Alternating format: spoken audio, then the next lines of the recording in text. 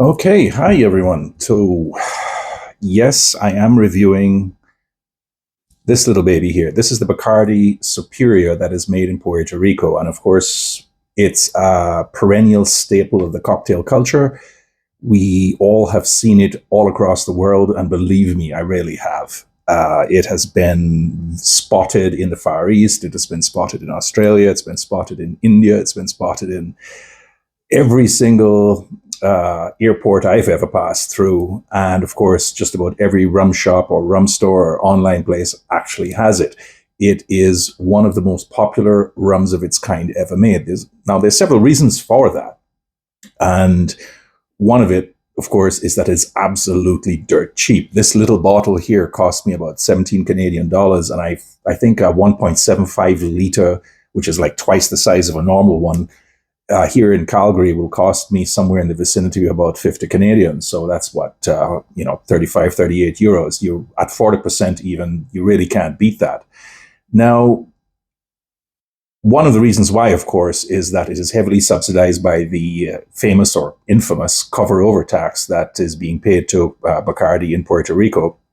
And that does make it something of a rum that many people right now tend to view with a certain amount of suspicion, largely because it's so cheap, because it's white, because it's 40%. There's just nothing special about it. At least that's what most people say. But on the other hand, the rum has been made for somewhere around 150 plus years. It's essentially the rum that made Bacardi, aside from the gold and the dark that they also put out around the same time.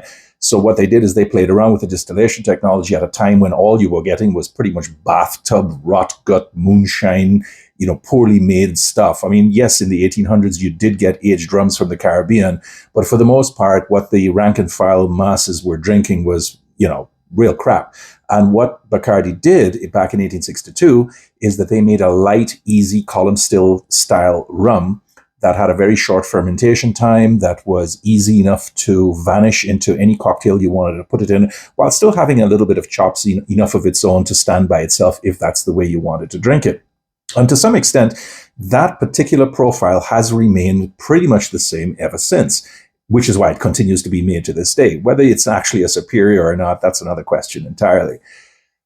As far as I'm aware, even to this day, it is made off of multi-column stills. It is pretty much very close to neutral alcohol that has then been aged for about a year or two in ex-bourbon barrels, and then it's been filtered down to white. But one of the things that I believe Matt Petrick pointed out in his magnum opus, the Modern Caribbean Rum, is that Bacardi tends to not pay too much attention to fermentation side of things, or even the distillation for that matter. It's all about the barrels and what happens there. However, it is a blend, and that blend is a bit of pot still distillate with a majority of column still distillate. So you get some heavier notes and then you get some lighter top notes, and that gives this rum slightly bit more taste than you would absolutely think it would have, right? And when you smell it, you're going to get that impression too.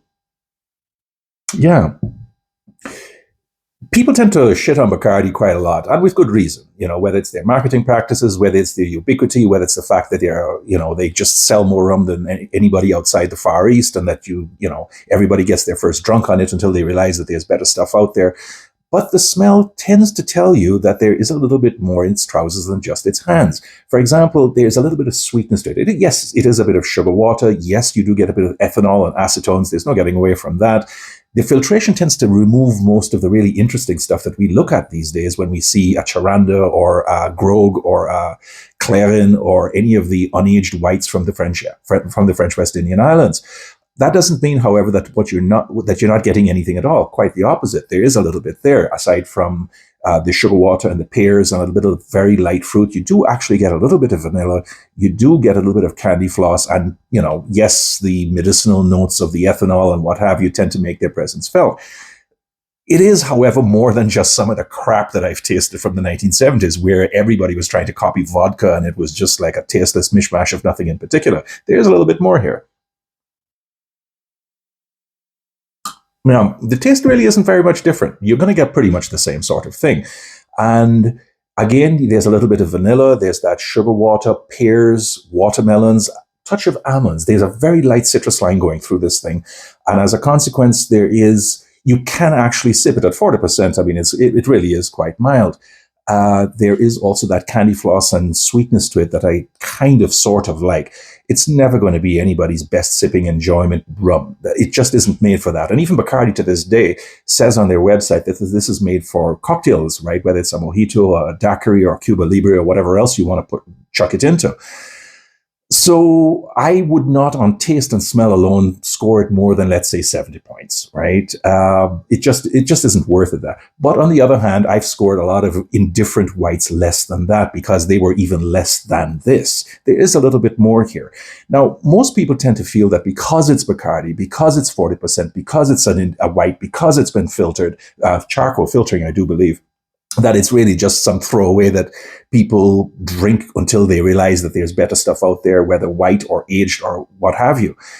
And as a consequence, even though it sells more than just about everything else, and I submit that this is largely because of the price, there is actually a little bit of the taste chops in there that would kind of elevate it a tad more.